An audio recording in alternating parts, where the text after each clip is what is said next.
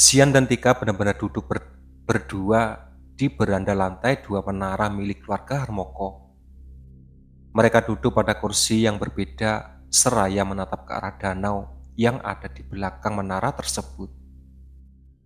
Sian sejak tadi menggenggam tangan Tika dan sama sekali tidak mendengar penolakan dari mulut wanita itu. Membuat perasaan menjadi hangat serta jauh lebih tenang. Aku benar-benar tidak berencana ingin membicarakan perasaan denganmu dalam keadaan sekacau saat ini sih. Kamu benar-benar tidak pantas jika harus berada di situasi seperti ini. Kamu orang yang baik dan aku tidak seharusnya membuat kamu menjadi... Aku tidak keberatan, potong Sian dengan cepat. Tika kini mengalihkan tatapannya ke arah Sian yang ternyata juga tengah menatap ke arahnya.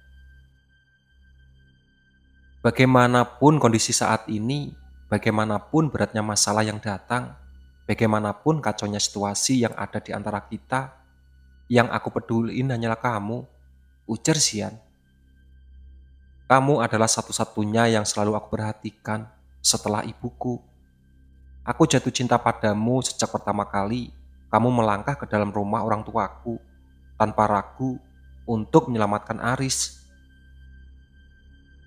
Tindakanmu yang spontan menyiram wajah Aris ketika Manda dan Lili tidak bisa membuka mulut adikku untuk meminum air seperti perintah Yana membuatnya mendadak tersenyum sendiri. Meski pada akhirnya kamu harus menerima omelan dari Yana yang basah kuyup setelah kamu menyiram Aris malam itu. Kamu tampak tidak keberatan sama sekali dan justru malah tertawa geli-geli diam-diam. Saat itu aku langsung menyadari kalau kamu tidak peduli bagaimana prosesnya, tapi kamu lebih peduli untuk segera menyelamatkan nyawa Aris.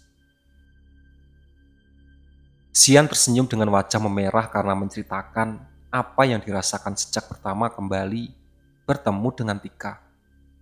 Tika bisa melihat senyum bahagia di wajah pria itu dan sadar bahwa Sian benar-benar sulit untuk digoyahkan. Kamu benar-benar membuatku tidak bisa berhenti memikirkan tentang dirimu sejak malam itu. Setiap kali aku jauh dari kamu, rasanya kepalaku terus saja terlintas pertanyaan tentang apakah kamu sudah pulang kerja? Apakah kamu sudah beristirahat dan sudah makan? Apakah kamu sehat? Apakah kamu sibuk karena tak kunjung membalas pesanku? Aku benar-benar penasaran dengan itu terhadapmu. Jadi ketika aku punya kesempatan berada di dekatmu saat sedang menghadiri acara pernikahan atau saat keluarga sedang berkunjung ke sini menjenguknya Naya, aku jelas menggunakan saat-saat itu untuk terus berada di dekatmu. Ya, meskipun kamu lebih sering menjaga jarak sejak awal, tapi aku merasa itu bukanlah halangan untuk terus berada di sisimu. Padahal kamu bisa mendapatkan wanita lain yang lebih baik daripada aku sih. Kenapa kamu harus bertahan kalau sadar aku selalu menjaga jarak? Tanya Tika. Kamu benar soal aku bisa mendapatkan wanita lain, tapi untuk mendapatkan yang lebih baik dari kamu, aku rasa itu tidak mungkin bisa terjadi. Bagiku, kamu adalah pilihan yang terbaik dan aku tidak akan pernah mau mengubah pikiranku itu meski harus menjalani kesulitan yang sangat berat. Lagi pula, kamu satu-satunya yang paling dikauti oleh Aris setelah kamu menyiramnya dengan penuh keikhlasan malam itu. Aku sadar kalau Aris jelas akan menjadi adik yang paling penurut sesuai dengan harapanku dan Kak Damar selama ini. Jika kamu menjadi kakak iparnya, jawab Sian sambil berupaya untuk tidak tertawa di hadapan Tika. Senyum di wajah Tika akhirnya mengembang perlahan setelah sejak semalam hanya raut wajah putus asa yang terlihat dari dirinya. Sian merasa sangat lega ketika melihat senyuman itu. Wajah cerah Tika telah kembali meski belum sepenuhnya. Di dalam rumah, Aris jelas mendongkol setengah hati mati usai mendengar ujung pembicaraan antara Sian dan Tika di beranda. Manda dan Cucu berupaya menahan tawa mereka agar orang tua di lantai bawah tak perlu mendengar kehebohan apapun. Harapan macam apa itu? Geram Aris. Siapa yang bilang aku akan jadi adik paling penurut kalau Kak Tika menjadi kakak iparku? Yakin kamu tidak mau jadi adik yang penurut pada Kak Damar dan Kak Sian? Kalau kamu tidak jadi adik penurut, maka Kak Tika tidak akan merestui kamu menikahi Lili dengan mudah, ujar Juju sengaja mengompori Aris. Kedua mata Aris mendadak terbelalak usai mendengar apa yang Juju katakan. Manda jelas semakin tak tahan untuk terus menahan tawanya saat itu. Juju segera meraih tangan Manda dan mengusap-ngusap punggung tangan wanita itu dengan lembut. Calon istriku, kamu kan kakaknya Lili juga. Jadi kalau nanti kita sudah menikah, kamu boleh kok merepotkan Aris sesuka hatimu. Anggap saja menyusahkan Aris adalah sebuah hiburan, ujar Juju. Manda akhirnya benar-benar tertawa lepas meski masih ia usahakan agar tidak terdengar terlalu keras oleh semua orang yang ada di bawah. Tatapan Aris ke arah Juju kini semakin terlihat sengit. Untung saja Kak Tika sedang dalam keadaan tidak mood untuk berceramah kepada siapapun. Seandainya dia sedang mood untuk berceramah, maka aku akan langsung memberikan waktu dan tempat untuk menceramahi kalian berdua, geram Aris. Yana yang saat itu sedang memangku kepala Ben dan mengusap-ngusap langsung menatap ke Aris.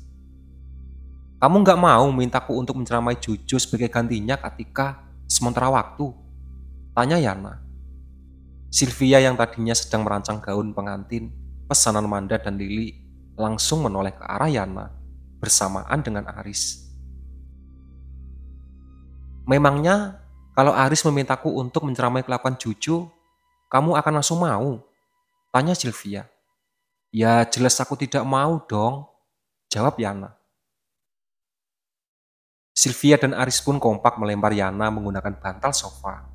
Ben tertawa geli saat melihat istrinya bersikap menyebalkan terhadap Aris dan Sylvia.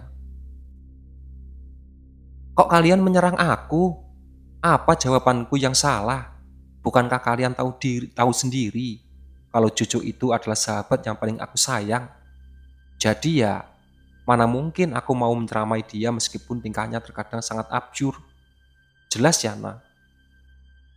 Ya terus, untuk apa kamu menertawai seperti tadi kalau ujung-ujungnya kamu tidak mau diceramai Juju? Gemas Aris. Entahlah Yan. Kadang aku berpikir, mengerti jalan pikiran Juju itu butuh tenaga ekstra.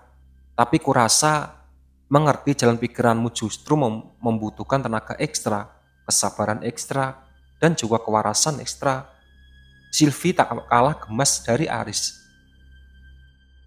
Juju dan Manda pun tergigil geli saat melihat betapa stresnya Aris dan Sylvia akibat kelakuan Yana. Manda yang sedang bersantai saat itu mendadak terlonjak pelan dari posisi yang ketika merasakan sesuatu yang pada lengan kirinya.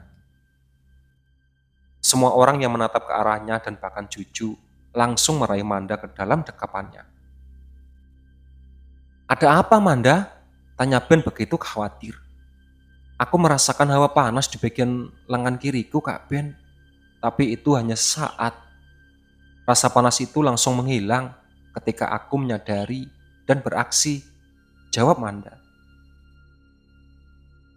Aris, Juju, dan Sylvia tampak lega saat mendengar hal itu, namun tidak dengan Ben. Ben menatap ke arah Yana yang ada di sampingnya dan langsung tahu kalau menghilangnya rasa panas pada lengan kiri Manda adalah karena Yana sedang mengeluarkan kekuatan untuk melindungi Manda. Itulah sahabat cerita dari Tumbal Umur. Ditunggu part selanjutnya.